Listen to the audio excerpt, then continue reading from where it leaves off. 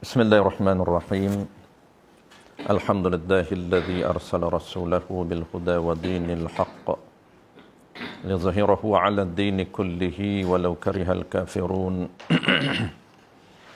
Asyhadu an la ilaha illallah wahdahu la syarika lah wa asyhadu anna Muhammadan 'abduhu wa rasuluh. Salawatullahi wa salamuhu 'ala hadzal nabiyyil karim wa imamil muttaqin wa qaidid du'akil mujahidin wa ala alihi wa ashabihi ajma'in.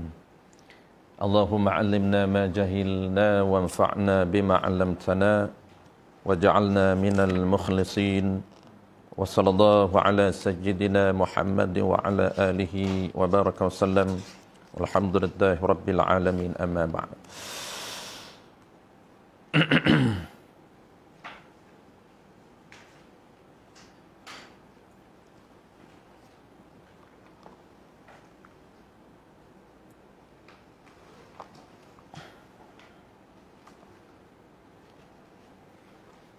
Kita ni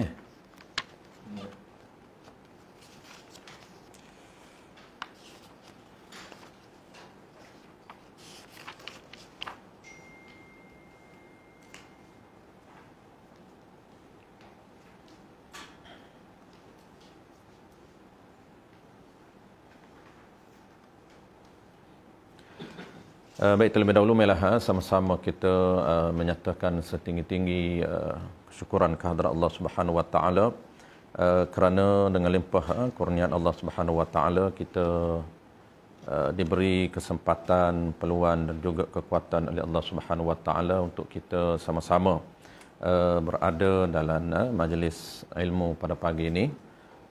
Seperti yang kita rancang, kita akan adakan bengkel khusus kitab idaman penutup jilid yang kedua, iaitu membincangkan berkaitan dengan sistem muamalat di dalam mazhab al-Imam Asy-Syafi'i, dan juga yang kedua ialah kitab nikah. Modul yang kedua dalam kitab yang sama ini, jilid yang kedua ini, dia akan ada kitab nikah di belakang ini. Muka surat 65 akan ada kitab nikah. Dan yang pertama kita akan settlekan dulu kitab ataupun sistem munakahat, kemudian baru kita akan mula dengan kitab nikah. Baik, kitab yang tuan-tuan ada, muka surat kita akan mula hari ini, iaitu muka surat 1, muka surat 1, jual beli dan hukumnya, muka surat 1. Dia lain sikit dengan cetakan saya dimula dengan bismillah, tapi cetakan yang ni ada juga bismillah diletak awal sekali. Baik, kita baca bermula dengan bismillah tu awal, tapi kita tak detailkan, kita nak terus kepada jual beli. Baik, qala al-musannif rahimahullahu subhanahu wa ta'ala. Terlebih dahulu, seperti biasa, tradisi para ulama kita sebelum memulakan pengajian kitab kita ini, marilah sama-sama kita memulakan kitab kita dengan bacaan Ummul Fatihah. Kita hadiahkan kepada pengarang kitab kita ini, dan yang kedua kita hadiahkan kepada guru-guru kita dan sekalian para ulama, dan yang ketiganya kita hadiahkan Fatihah juga kepada kedua ibu bapa kita. Al-Fatihah. A'udzubillahi minasyaitonir rajim. Bismillahirrahmanirrahim. Alhamdulillahirabbil alamin, arrahmanir rahim, maliki yaumiddin, iyyaka na'budu wa iyyaka nasta'in, ihdinas siratal mustaqim, siratal ladzina an'amta 'alaihim ghairil maghdubi 'alaihim waladdallin. Amin. Bismillahirrahmanirrahim. Qala al-musannif rahimahullahu subhanahu wa ta'ala.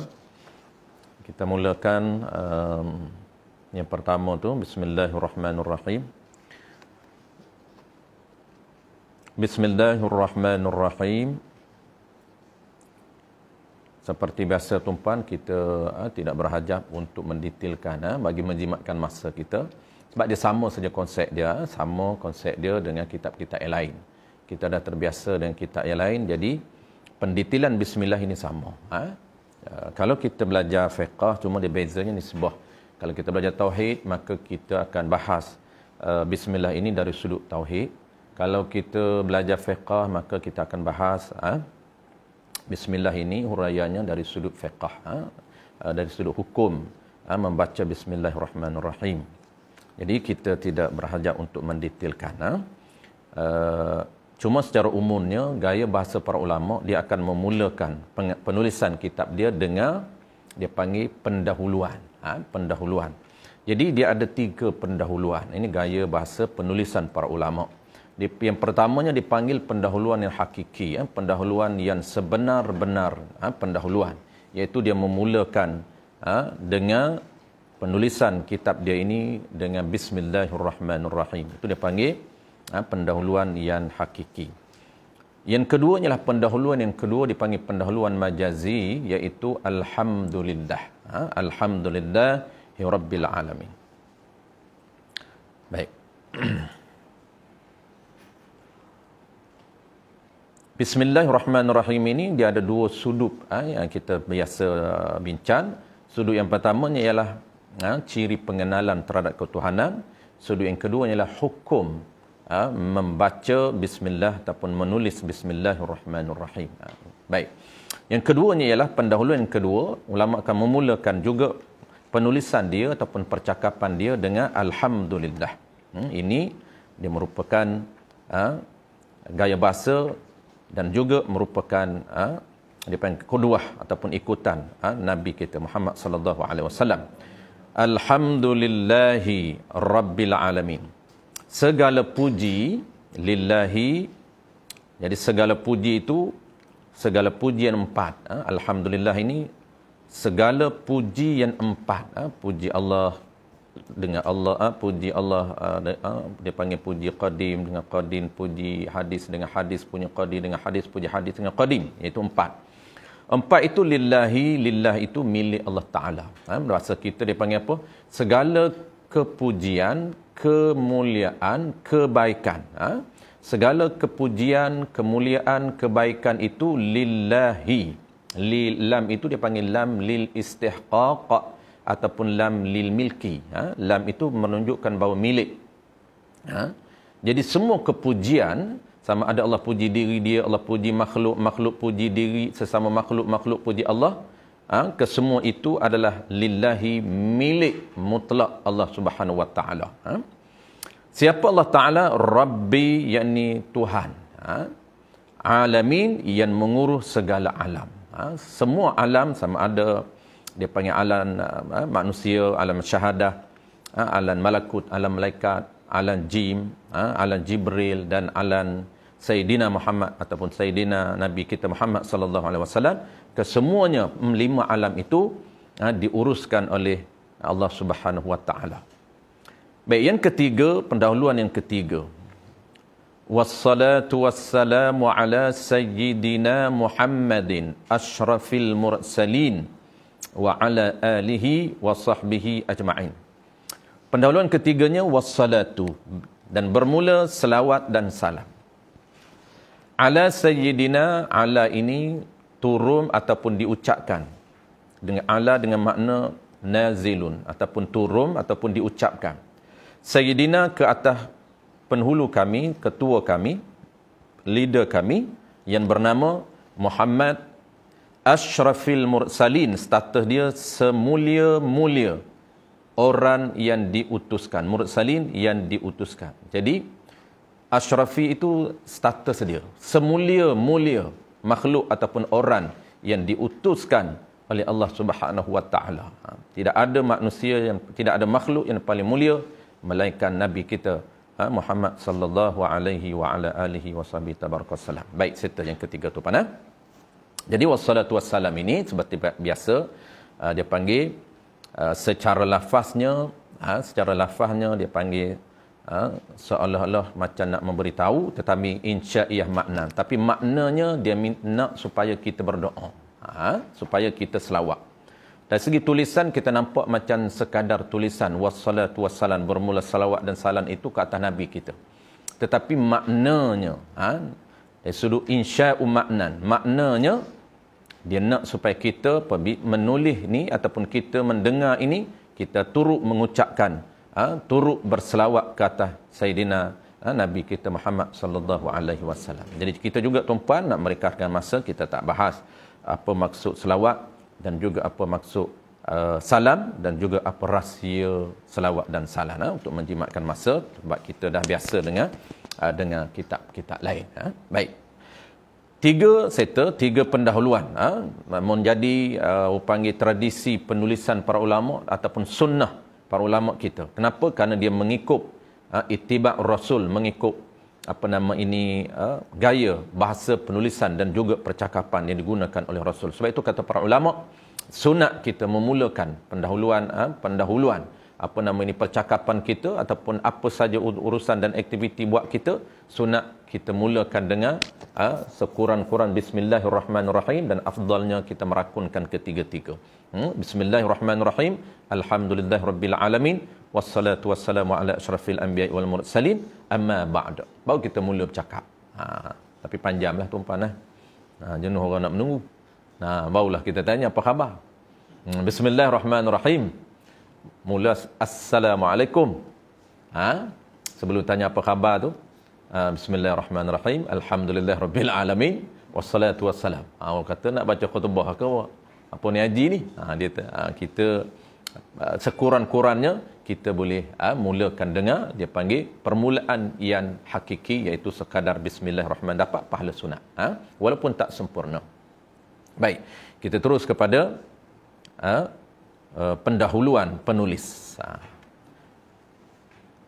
Amma ba'dun, tidak ada amma ba'dun. Syukur kepada Allah, ini pendahuluan penulis. Yang tadi pendahuluan kitab, dia ada 2. Pendahuluan penulis dengan pendahuluan kitab. Pendahuluan tulisan dia.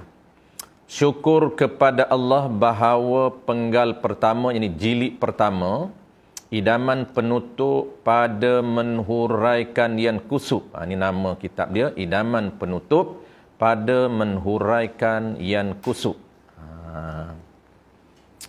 Nama kitab dia idaman penutup, impian para penuntut ilmu. Idaman ni mana impian, cita-cita penuntut ilmu.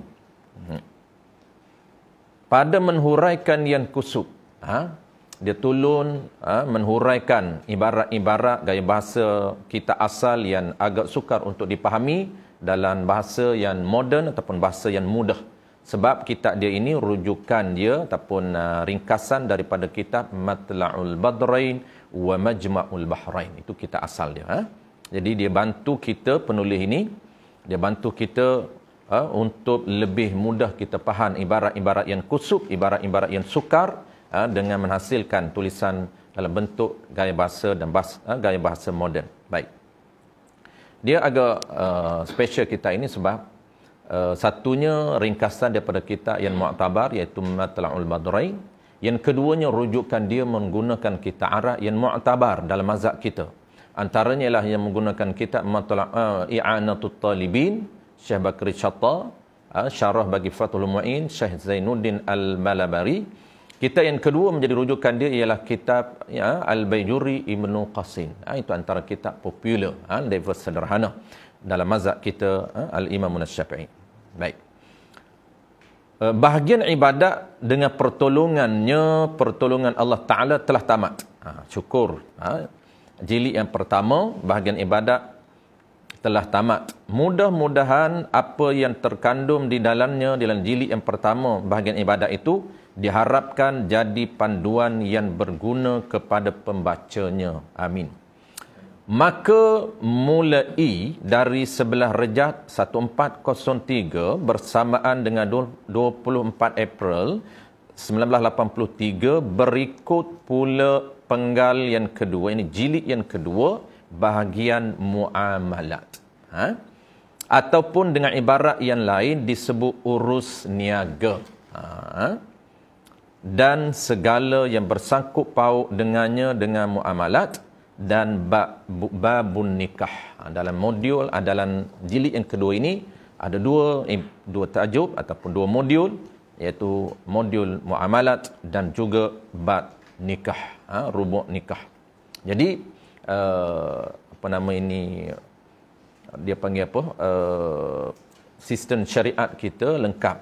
Yang pertama mula dengan bab ibadat, rubuk ibadat. Ibadat ni dia ada 4 rubuk ataupun 4 modul. Semayan, puasa, zakat, haji. Dan rubuk ataupun yang keduanya dipanggil muamalat. Bab muamalat, yang ketiganya nikah, dan yang keempat barulah jenayat. Baik.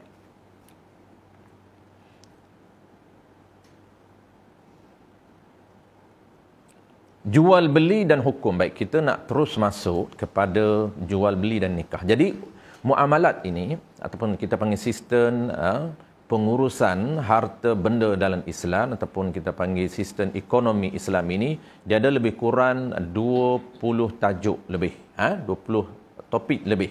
Ada setengah 18, ada setengah kitab 19, ada setengah kitab 22. Itu berdasarkan kepada pendetailan kitab masing-masing. Tapi kita akan fokus topik dalam belasan kitab modul topik itu. Kita akan fokus beberapa topik yang sangat praktikal dan hampir dengan kita, yang kita akan detailkan. Yang lain kita akan baca juga sebagai panduan kita, walaupun kita tak detail, tapi sekurang-kurang kita ambil tahu. Sebelum kita nak mula jual beli dan hukum, kita intro dulu tuan-puan, supaya kita lebih secara umumnya kita tahu konsep muamalat dalam mazhab kita. Kita akan bincang secara umum konsep muamalat dalam mazhab kita sebelum kita akan bincang terus masuk kepada topik yang pertama, jual beli. Makna jual beli, hukum jual beli dan rukun jual beli. Baik, konsep ini kita bincang yang pertamanya ialah dipanggil tuntutan ataupun hukum mempelajari ilmu muamalat. Kita kena tahu asas dia, tuntutan ataupun hukum mempelajari ilmu muamalat. Yang kedua, dalam kitab ini dia tak sebut. Yang kedua, kita akan bincang berkaitan dengan prinsip, prinsip akad dalam muamalat. Dan yang ketiganya ialah kesan, yang kita akan bincang kesan akad ataupun implikasi akad dalam muamalat. Lepas tu baru kita nampak kenapa kita, apa tujuan dan target kita belajar muamalat. Baik, yang pertama tuntutan. Tuntutan mempelajari ilmu muamalat ini wajib aini ataupun fardu ain ke atas mereka yang terlibat secara langsung dalam sistem ekonomi ataupun di dalam sistem muamalat. Sama ada sebagai peniaga ataupun sebagai pengguna. Jadi ada orang kata, saya tak perlu belajar muamalat sebab saya bukan terlibat sebagai peniaga. Dia tak tahu bahawa pengguna, pembeli juga wajib tahu ilmu muamalat. Kenapa? Kerana tujuannya ialah setiap akad yang telah diperuntukkan dalam sistem muamalat, tujuan dia untuk memastikan bahawa setiap transaksi itu sah di sisi syarak. Apabila pengguna dia tak perasan bahawa, dia tak sedar bahawa dia wajib, maka dia tak ambil tahu. Maka kesan, kita akan belajar kesan ataupun implikasi akad ataupun transaksi yang tidak sah itu adalah haram. Sebab itulah hukum dia wajib aini ataupun fardu ain ke atas mereka yang nak terlibat dalam urus niaga, sama ada sebagai peniaga ataupun sebagai pengguna. Sebab itulah dalil yang masyhur ataupun kata-kata yang masyhur daripada Sayyidina Umar Ibn Al-Khattab. Sayyidina Umar mengatakan, ya ma'syar tujar, ketika mana beliau dilantik menjadi Amirul Mukminin, menggantikan Sayyidina Abu Bakar As-Siddiq, maka Sayyidina Umar dia melawat pasar-pasar yang ada di Madinah. Apabila dia masuk pasar, maka dia akan berkhutbah di pasar. Dia kata, ya ma'syar tujar, wahai peniaga-peniaga, la yabi'u fi suqina, jangan kamu menjual di pasar aku ataupun pasar kami, illa man tafaqqaha, melainkan sesiapa yang mahir dalam bidan muamalat. Sesiapa yang mahir belajar ataupun pandai ilmu muamalat. Sayyidina Umar tidak membenarkan peniaga-peniaga yang tidak mahir dan ilmu muamalat terlibat di dalam urus niaga. Wa illa, kata Sayyidina Umar, melainkan kalau kamu terlibat juga, melainkan akal riba am sya'a au abah. Melainkan kamu akan terlibat sama ada secara langsung ataupun tidak langsung dengan akad yang diharamkan, ini riba. Kerana riba dia berlaku di dalam jual beli. 3 jenis riba berlaku dengan sebab transaksi jual beli, dan 1 riba berlaku dengan sebab transaksi hutang. Kita akan bincang dalam tajuk yang kedua modul kita ini, iaitu tajuk riba di dalam mazhab Imam Syafi'i. Bukan kita sekadar tahu hukum riba haram. Hukum riba haram dosa besar, kesannya sangat berat, dosa dia lebih berat daripada penzina. Tapi kita tak tahu pun macam mana praktis riba. Kalaulah orang tahu sekadar lebih, itu pun sekadar itu saja dia tahu, lebih itu riba, lebih itu riba. Secara detailnya riba dalam mazhab kita agak kurang orang mengambil berat. InsyaAllah kita akan cover. Baik, settle. Yang pertama, hukum dia ialah tuntutan fardu ain ataupun wajib aini ke atas setiap individu, setiap mukallaf yang terlibat secara langsung dalam urus niaga, sama ada sebagai peniaga ataupun pengguna. Tetapi bagi mereka yang tidak terlibat, dia tak membeli pun, tak wajib dia belajar. Dia tak macam sembahyang. Dia tak membeli. Siapa membeli? Orang lain semua. Pagi-pagi nasi lemak orang lain beli. Dia duduk rumah saja. Tak terlibat dengan jual beli, tak terlibat dengan pinjam meminjam, tak terlibat dengan hutan, urusan hutan. Maka dia tak wajib belajar jual beli, tak wajib belajar pinjam meminjam, tak wajib belajar hutang, tak wajib. Tapi kalaulah dia tak boleh duduk seorang diri, terpaksa kena berurusan dengan pihak lain, maka wajib dia belajar sistem ataupun peraturan bagaimana berurusan dengan orang lain dalam urusan harta benda. Itu wajib. Baik, settle. Yang kedua, yang agak penting yang kedua, iaitu prinsip. Kita nak tengok prinsip akad di dalam sistem muamalat mazhab kita Al-Imam Syafi'i rahimahullah ta'ala. Dia ada asasnya ada 3. Ada 3 prinsip akad dalam sistem muamalat mazhab Syafi'i. Jadi kita akan belajar jual beli, kita akan bertemu dengan prinsip ini. Yang pertamanya ialah prinsip yang pertama dipanggil akad pemilikan. Dalam mazhab Syafi'i dia ada 3 yang asas. Yang pertama ialah akad pemilikan, dipanggil akdun tamlik wat tamalluk. Akad tamlik wat tamalluk.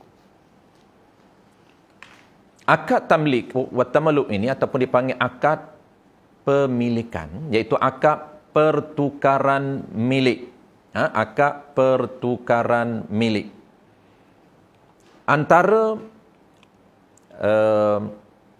dua orang berakad ataupun satu transaksi itu, tujuan dia adalah untuk pertukaran ataupun perpindahan milik harta. Jadi harta ini daripada A nak pindah kepada B, maka Islam menurunkan yang kita panggil mekanisme.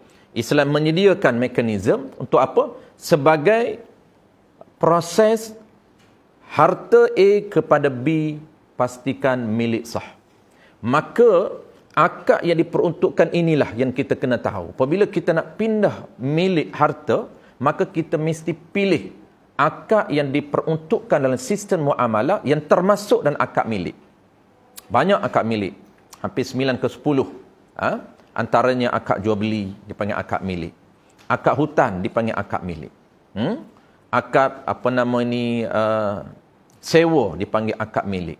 Dipanggil milik apa? Iaitu milik manfaat. Akad hebah dipanggil akad milik. Akad hadiah dipanggil akad milik. Akad sedekah dipanggil akad milik. Baik, itu yang pertama.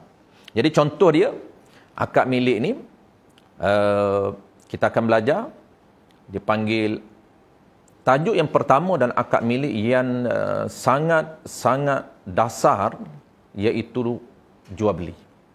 Jual beli ni ulama kata baik ni ulama kata ummul muamalah, merupakan ummul muamalah, merupakan induk di dalam sistem muamalah. Dia menjadi dasar utama jual beli. Sebab itulah kita tak sempat belajar tajuk lain, sekurang-kurang kita kena usaha untuk sempatkan diri belajar jual beli. Kenapa? Karena dia ummul muamalah, menjadi induk kepada semua topik dalam muamalat. Kenapa? Karena kata ulama hampir 100%, hampir setiap orang mesti terlibat dalam sistem jual beli. Pagi-pagi nak jual beli dah. Hampir setiap orang, kata para ulama, terlibat dalam jual beli. Baik, settle yang pertama. Itu dipanggil akad tamlik ataupun dipanggil akad pertukaran milik harta. Jadi akad pertukaran milik harta ini, contoh dia banyak. Contoh dia yang kita sebut tadi, akad jual beli, akad hutan, akad hebah, akad hadiah, akad sedekah, akad sewa. Itu contoh apa namanya, akad jual beli, akad pindah milik. Yang kedua, mazhab Syafi'i ini yang kedua, dia beza dengan mazhab lain.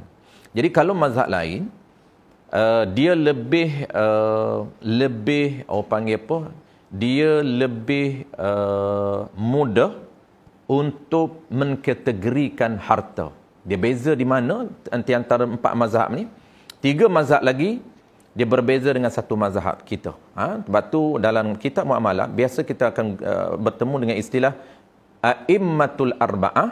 Satu, dalam bab ibadat dia popular dengan a'immatul arba'ah. Ini 4 mazhab. Tetapi dalam bab muamalat dia akan bertemu dengan a'immatus salasah. A'immatus salasah ni maksudnya kesepakatan 3 mazhab. 3 mazhab. Maksud apa? Hanafi, Maliki, Hambali. Yang bezanya ialah mazhab kita. Jaga beza. Sebab itu dalam dunia kontemporari sekarang ini, dalam ekonomi kontemporari, majoriti dunia hari ini di peringkat antarabangsa, mereka beramal dengan 3 mazhab.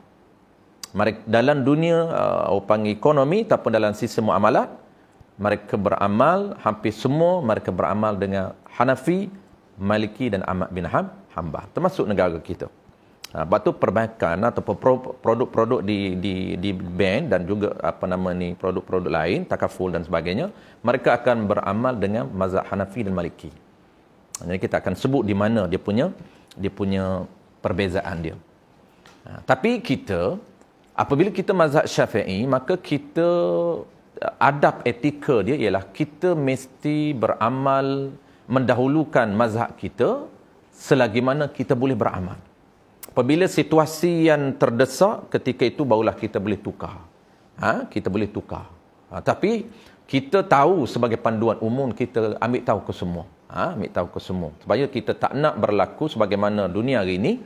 4 mazhab ini mereka amalkan tanpa mereka tahu secara jelas satu-satu mazhab. Cuma mereka kata boleh, tapi standnya tidak ada. Maksud boleh ini di atas pandangan mazhab mana. Mereka tidak menitik beratkan soal ID ataupun identiti mazhab masing-masing. Itu agak bahaya bagi orang awam seperti kita. Bagi orang intelektual ataupun para ulama, okey sebab dia tahu. Ini jual beli online, ini okey di sisi mazhab Hanafi, di sisi mazhab Maliki.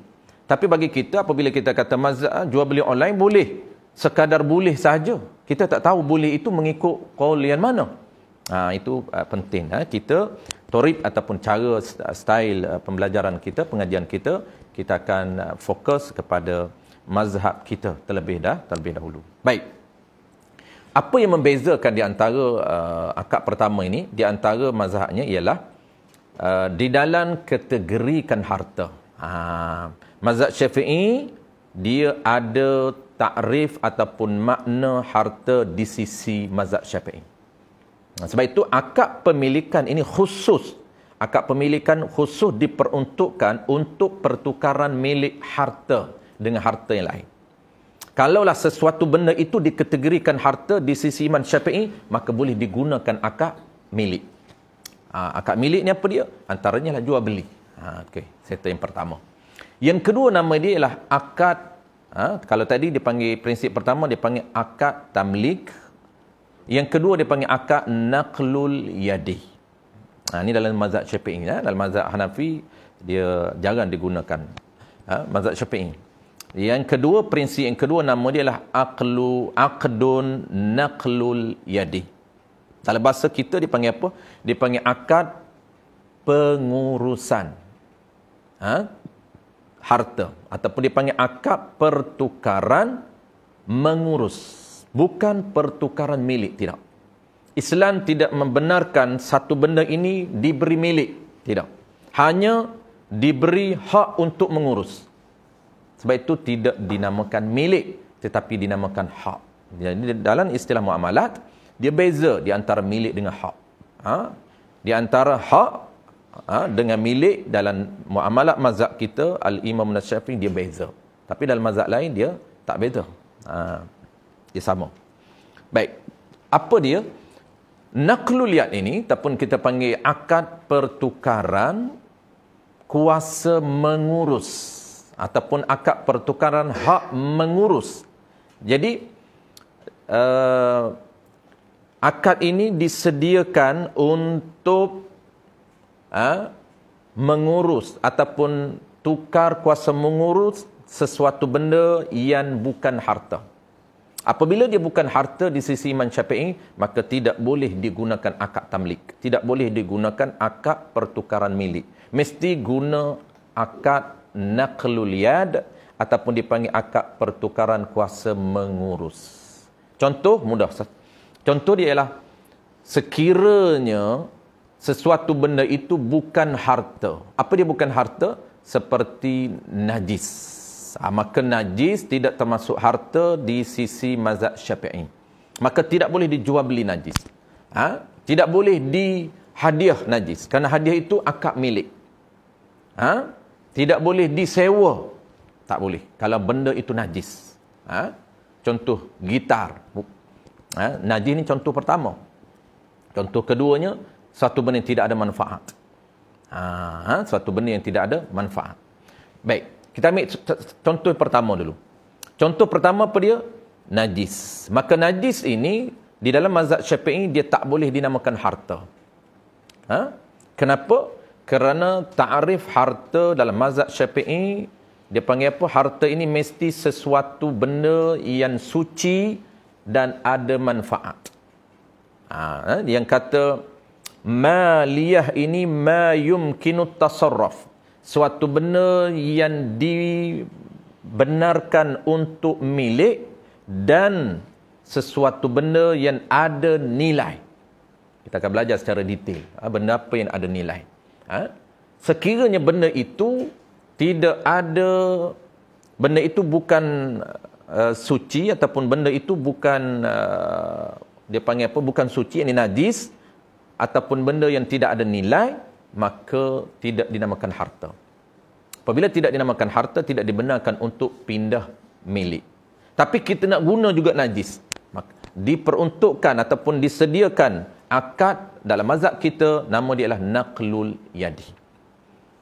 Cuma di sini ada beza. Sebelum kita bincang cara detail, kita bagi tahu jelas dulu. Kita bagi tahu ringkas dulu. Jadi naqlul yadi ini peraturan dia untuk kita guna. Naqlul yad ini dia merujuk kepada akad. Tetapi pemilihan secara spesifiknya bukan naqlul yad. Naqlul yad ni dia panggil prinsip je. Jadi pemilihan dia tu dia ada akad juga. Akad apa? Akad hebah. Di sini penting untuk kita tahu bahawa hebah di sini bukan hebah yang sebenar. Kalau hebah sebenar, pindah milik tidak dibenarkan. Contoh najis. Kita beli najis di kedai, di nursery, kita pergi nursery, kita tahu bahawa ni memang najis, walaupun baja organik. Kita yakin najis, walaupun baja organik. Campuran najis. Maka kita nak beli satu paket tahi ini, ataupun satu paket najis ini, harga dia RM5. Apabila harga dia RM5, tidak sah kita akad jual beli dalam mazhab kita. Mazhab Hanafi okey, tapi kita fokus mazhab kita dulu. Apabila tidak boleh akad jual beli kerana baja ini najis, najis ini bukan harta di sisi Syafi'i. Apabila bukan harta, tidak termasuk di dalam akad pemilikan, kena tukar kepada akad nakluliyah. Maka kita nak juga barang itu. Maka syarak memberi apa dia? Memberi kita kuasa untuk handle, untuk urus, bukan milik. Jadi syarak memberikan kuasa, baja ini berhak kata kita, bukan milik kita. Apa cara kita nak guna? Caranya nakluliyah ini pindah kuasa mengurus ini dengan menggunakan terma apa? Dengan menggunakan terma heboh juga, tetapi bukan heboh hakiki. Kalau heboh yang sebenar, dia panggil heboh dengan makna pindah milik. Di sini heboh dengan makna apa? Dalam kitab I'anatul Talibin, dalam syarah dia akan sebut heboh bimakna nakluliyah. Heboh dengan makna apa? Dengan makna pindah kuasa mengurus. Supaya kita bagi duit ini bukan imbal balas dengan sebab kita nak milik harta. Bukan. Tetapi pemberian ini dengan sebab apa? Kita nak berhak kata kita ataupun nak mengurus baja ini. Baja najis ini. Maka cara dia agak ketat sedikit. Disyaratkan, kalau jual beli dia longgar. Disyaratkan tokey itu ataupun penjual itu dia kena tahu kita nak nakluliyah ni. Kita nakluliyah dan dia kena tahu bahawa kita heboh ini bukan heboh biasa. Bukan heboh pindah milik. Macam kita heboh biasa ini pindah milik. Ni saya heboh ke abang, ni saya heboh ke haji, ni saya heboh ke ustaz. Maksud apa? Maksud pindah milik secara percuma.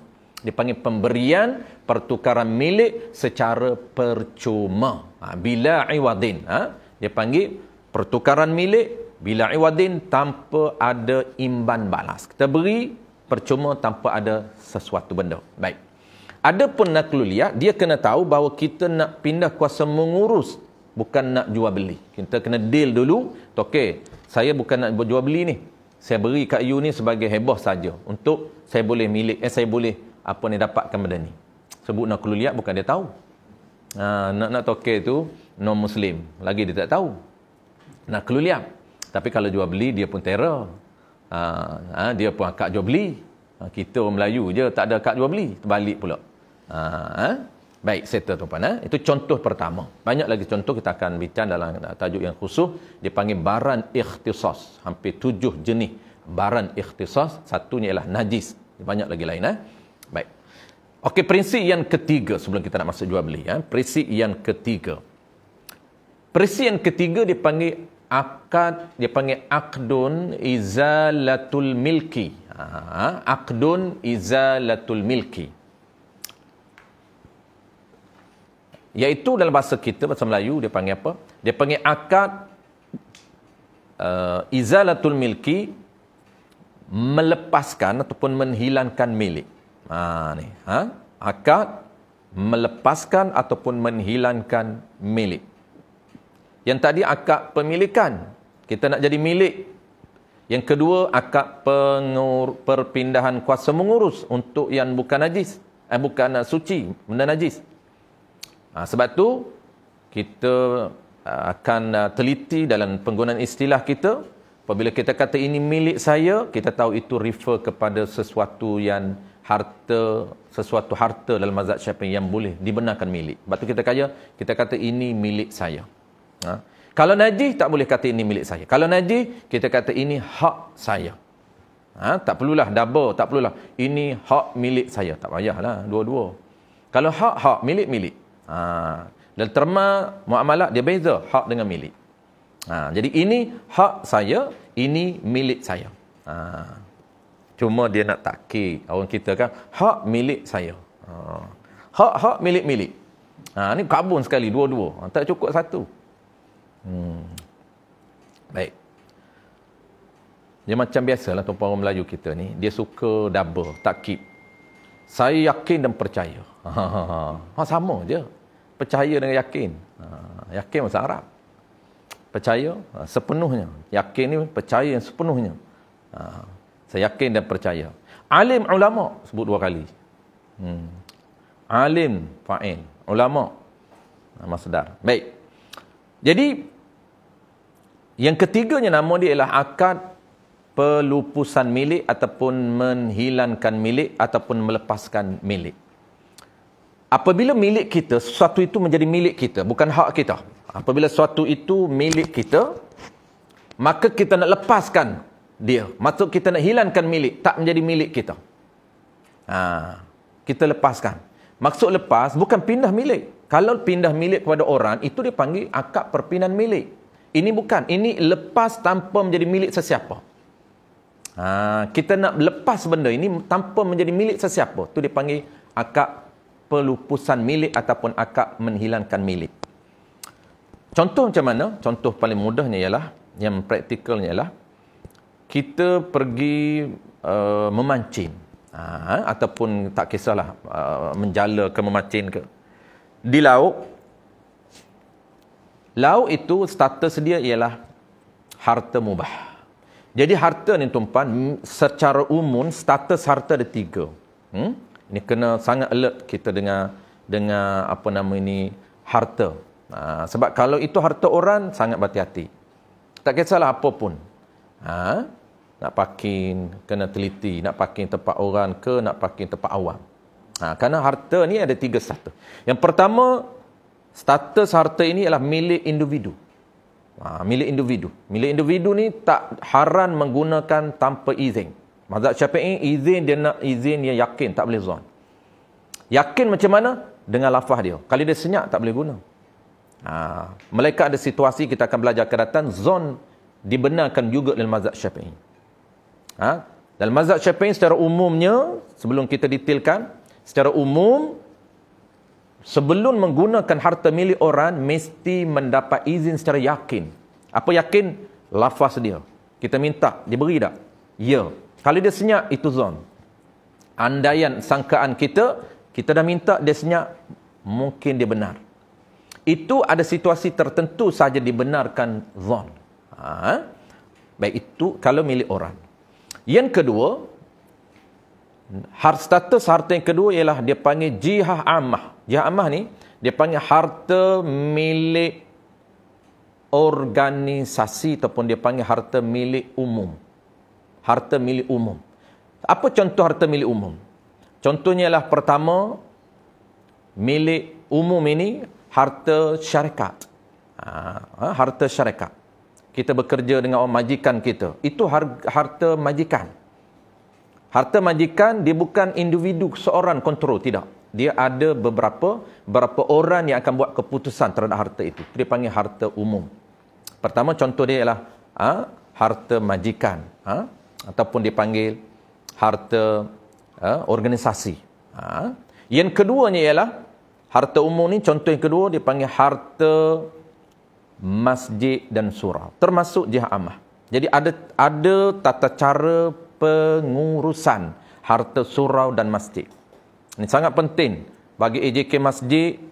Antara kewajipan mereka untuk mengetahui berkaitan dengan cara mengurus harta masjid dan surau menurut sistem muamalat. Khususnya muamalat mazhab kita. Baik. Sangat bahaya kalau tak tahu, dia akan jadi haram.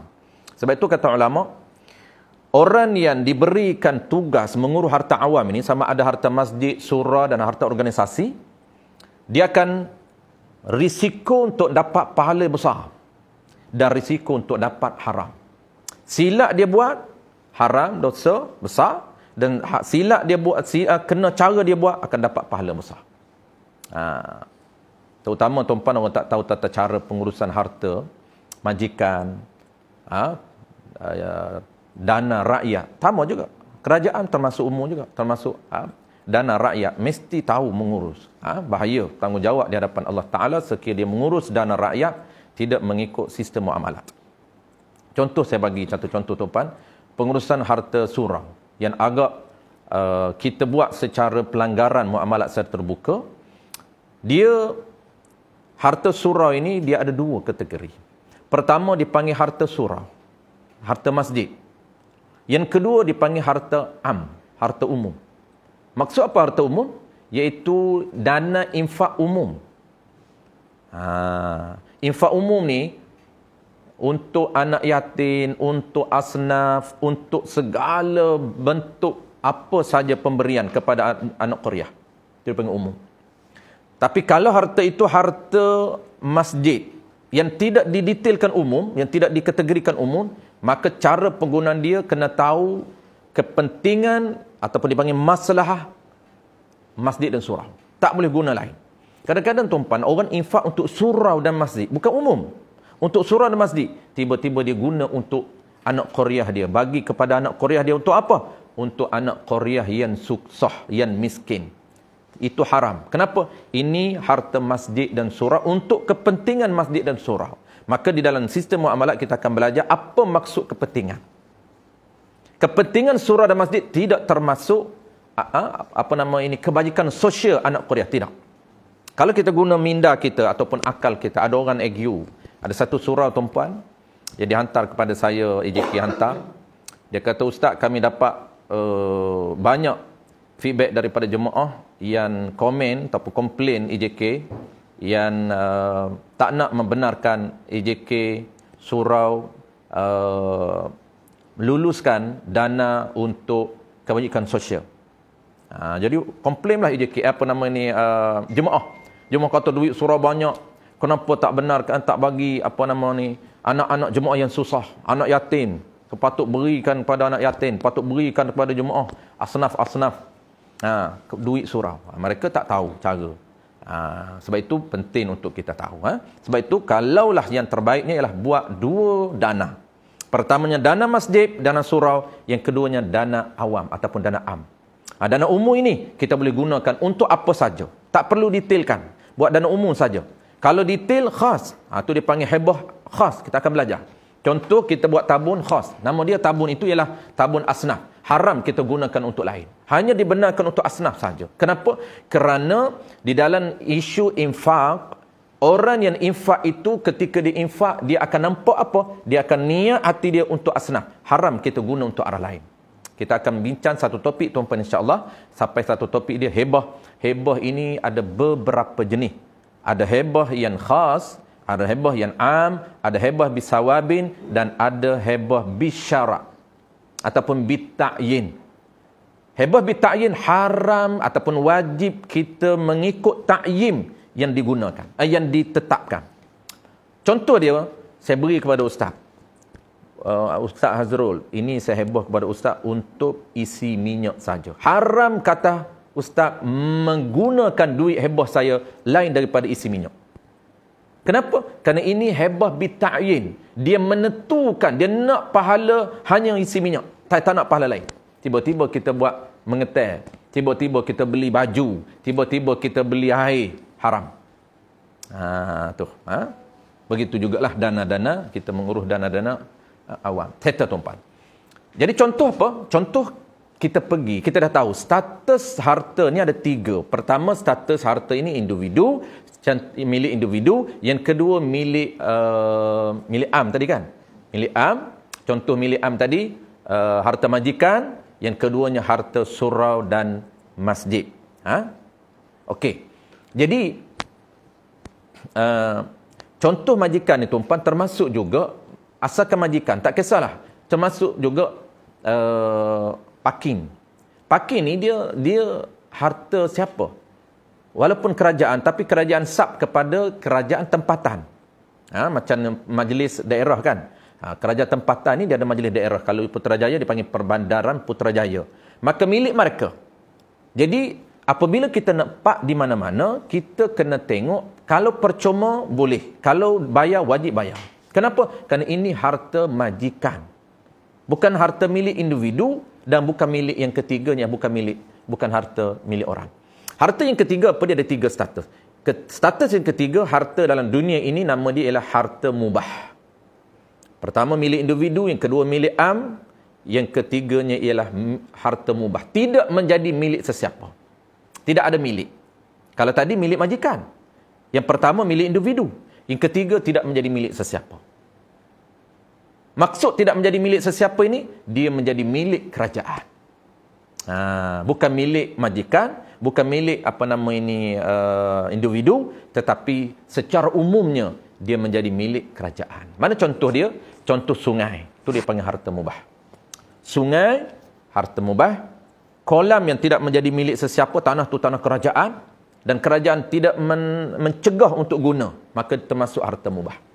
Tapi walaupun harta itu harta kerajaan, tetapi kerajaan melarang, tak panggil mubah. Itu dipanggil harta larangan. Kerana milik itu memang milik kerajaan, tapi kerajaan melarang. Ada qarinah zahirah, ada petanda yang jelas mengatakan bahawa tempat ini dilarang untuk parking, tempat ini dilarang untuk memacin, dan dilarang untuk menceroboh. Tidak boleh, haram. Kerajaan dia berhak untuk kontrol. Contoh sungai, kolam, dan ketiga ialah laut. Laut ini, maksud laut ini, laut perairan dalam milik kerajaan Malaysia. Jangan menceroboh dan perairan orang lain, itu haram.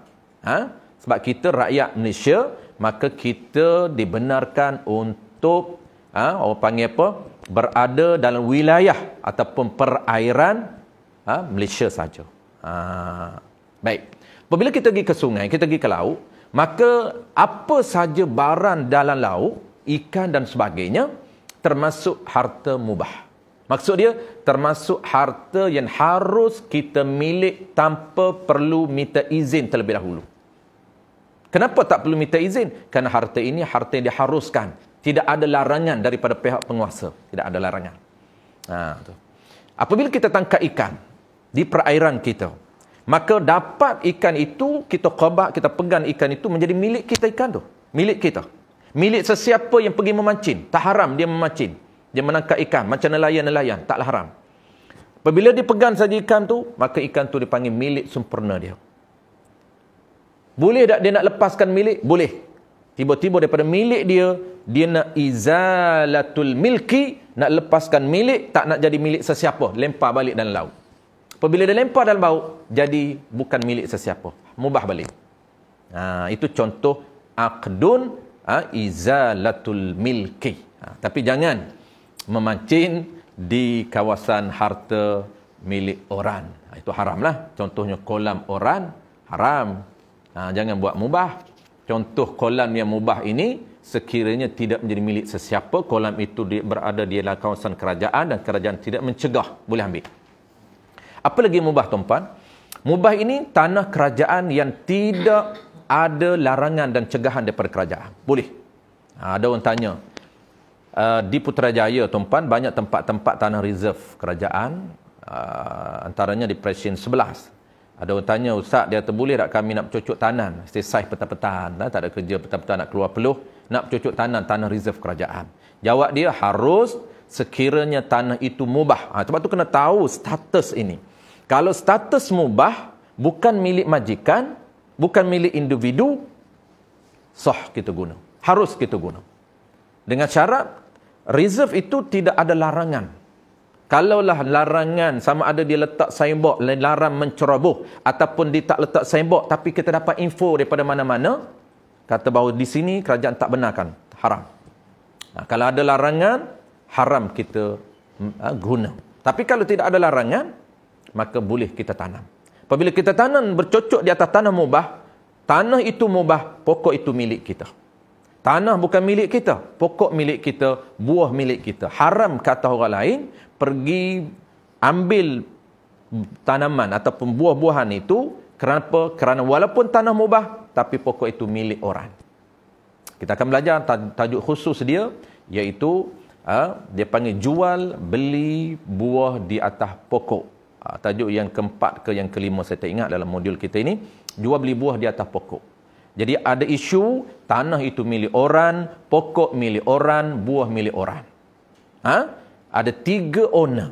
Tanah satu owner, pemilik. Yang kedua, pokok owner yang berbeza, buah owner yang berbeza. Boleh. Kita akan belajar. 3 dalam 1. Satu pokok dan tanah itu ada 3 pemilik. Sebab tu kenapa orang tanya? Sebab dia kata ada kawan saya tanam pokok, semua pakat rembat hentam, tak minta izin pun. Dia kata ini kan tanah kerajaan, boleh ambil lah. Ini bukan kerajaan yang tanam. Kalau Majlis Pembandaran Putrajaya tanam, pegawai yang tanam, itu termasuk bukan pegawai itu punya harta kerajaan, itu termasuk pokok kerajaan. Boleh ambil sesiapa pun kalau kerajaan tak tanam, tak larang. Ini bukan kerajaan yang tanam, bukan pegawai yang tanam, tapi individu yang tanam. Maka dialah pemilik. Kalau dia tak benar kau boleh ambil, haram kata orang boleh ambil. Kita mudah. Alah dia tanah atas pokok kerajaan, atas tanah kerajaan, nak halang-halang pula.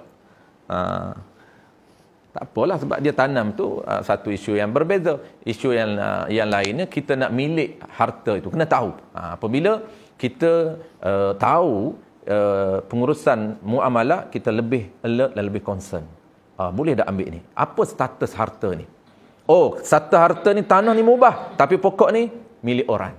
Apabila kita tahu pokok ni milik orang, maka kita nak berinteraksi ataupun nak berurusan, mesti minta izin untuk mendapatkan buah di pokok yang berada dalam tanah kerajaan. Baik, settle tuan-tuan. Itulah 3 prinsip asas dalam sistem muamalat mazhab al-Imam Syafi'i, iaitu akad yang ketiganya ialah akad menghilang dan melupuskan milik. Kita last sekali tuan-tuan, last sekali dalam konsep sistem muamalat ni, tajuk yang ketiganya ialah kesan. Ini penting. Kesan ataupun implikasi akad yang tidak sah. Kenapa kita nak belajar akad milik, akad naqlul yad, akad izalatun milki? Kenapa? Kerana dia ada kesan setiap transaksi kita. Apa kesan setiap transaksi kita? Yang pertama, dia ada 2 kesan. Pertamanya ialah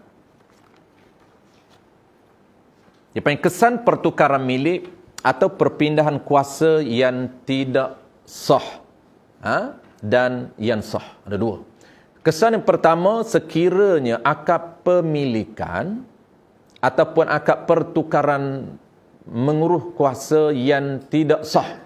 Kita ambil yang tak sah dulu. Apa kesan dia? Haram. Kesan dia haram, bukan saja-saja. Tak sah jual beli, tak apa.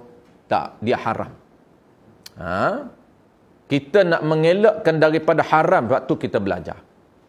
Kenapa haram? Kerana transaksi itu impak dia, kesan dia tak sah. Maksud apa tak sah? Tak sah akad menyebabkan tak sah milik.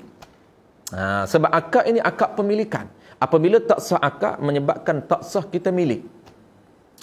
Jadi kesan pertama haram. Kesan kedua bukan saja haram saja. Kesan yang keduanya ialah tidak dibenarkan untuk kita milik benda tu. Tak boleh milik. Kenapa tak boleh milik? Tak sah transaksi tadi. Apabila tak sah transaksi, tak ada dibenarkan milik. Bukan milik kita barang ni. Dan ketiganya, kesan yang ketiga, apabila tak sah milik, dia tak boleh untuk tasarruf. Haram untuk dia guna. Tasarruf ni maknanya dia guna. Contohlah kita beli makanan. Makanan ini, kesan dia, transaksi kita tadi tidak sah. Akad jual beli yang tidak sah di sisi mana-mana mazhab.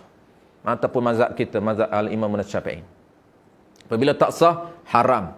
Adakah semata-mata haram? Tidak. Yang keduanya tak boleh milik.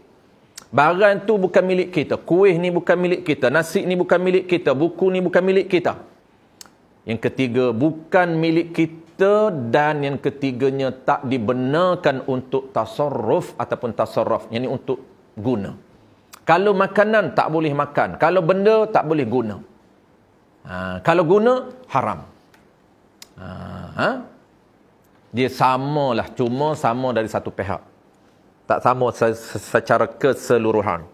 Sama dengan status hukum dia haram mengambil barang orang lain, tak sah. Sama dari sudut haram. Bukan sama kesemuanya.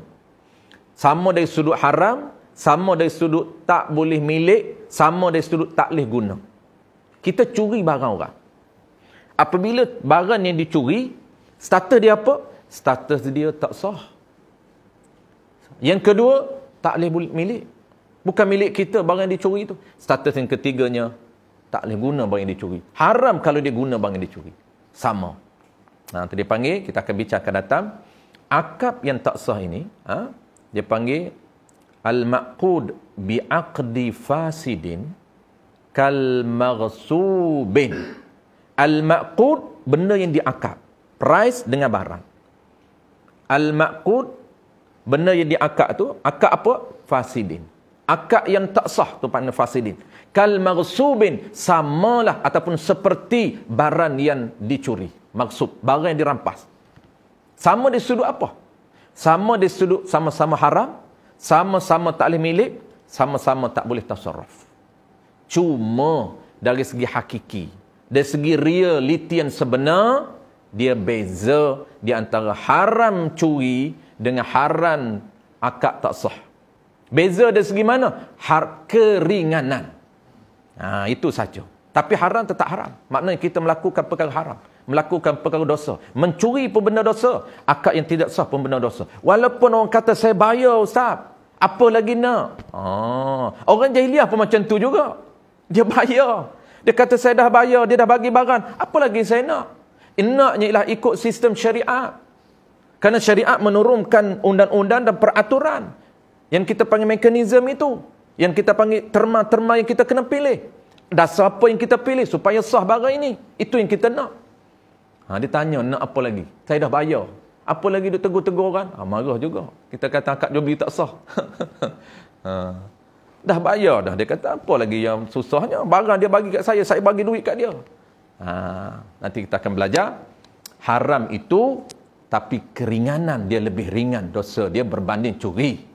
Curi dosa besar, tapi akad yang tidak sah ini dengan sebab tidak lengkap syarat sah, contoh tidak ada ijab qabul, tak ada saya jual, tak ada saya beli, haram kalau dia tidak taklid milik pilih bai'ul mu'attah.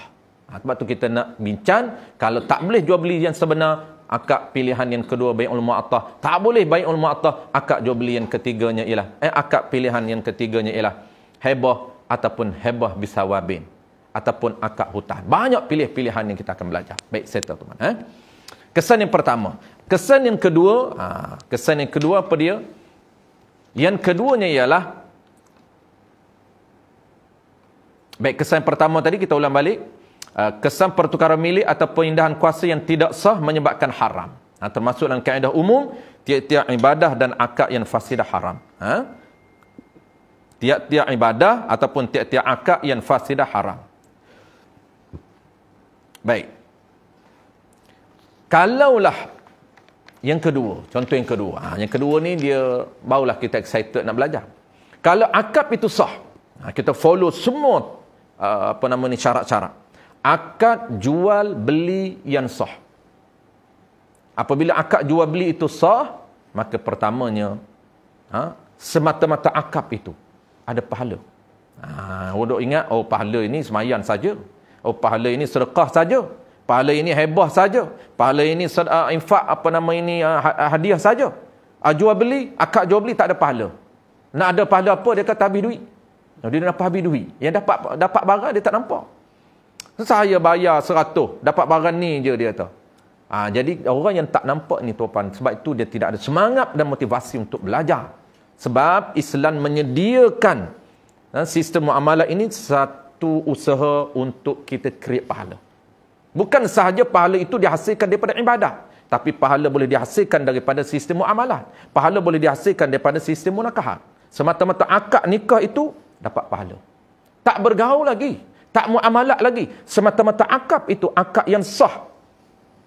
Pahala akad. Jadi pahala akad nikah ni dia lebih besar daripada pahala akad jual beli. Sebab tu tak apa akad jual beli 10, 20 kali sehari. Tak sama dengan sekali orang akad nikah. Nak orang dua kali akad. Macam ustaz kita, lagi pahala lebih pada kita. Kita sekali akad saja. Maksud sekali akad tu seorang lah. Jangan kata ustaz saya 4 kali dulu akad tu, imam suruh 4 kali akad. Tu akad yang tidak sah. Tak dapat pahala lagi. Kena akad yang ada pahala, akad yang sah baru ada pahala. Akad sekali sah. Tu imam kata sah. Jangan duk tanya saksi tu, mengarut je. Hak sah dia kata tak sah. Dia nak perkenal kita. Tanya tu imam je. Tu imam kata sah.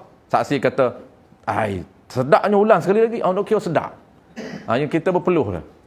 Jangan tanya saksi, tanya tu imam. Tu imam kata sah. Apabila sah saja, dapat pahala. Belum kita muamalah dengan isteri lagi. Belum bergaul dengan isteri. Belum bagi nafkah ke isteri. Itu pahala asing. Dia semata-mata akad itu pahala. Jadi apabila akad sah, impak dia dapat pahala. Impak yang kedua, dibenarkan milik. Impak yang ketiganya ialah dibenarkan untuk tasarruf. Boleh makan benda yang sah, boleh guna. Baik, habis settle kita punya konsep. Baik, kita nak terus kepada masuk tajuk yang pertama. Baik, kita nak break apa Ustaz? Boleh break Okey, kita break dulu supaya dia tak berapa panas sangat. Jadi banyak-banyak diisikan, dia melimpah. Kita akan masuk lepas break ini, masuk tajuk yang pertama, jual beli. Kalau tuan puan apa nama ni rasa perlu tulis, nanti beritahu sekejap lagi. Saya akan tulis mana-mana yang patut. Kalau kata tak tulis, tuan-puan boleh tulis sendiri, tak apalah. Kok mana terma-terma yang perlu tulis, nanti maklum kat saya. Wallahu a'lam. InsyaAllah kita akan sambung. Pukul apa, Ustaz? 10.30. Tengok, kita break tengah jam.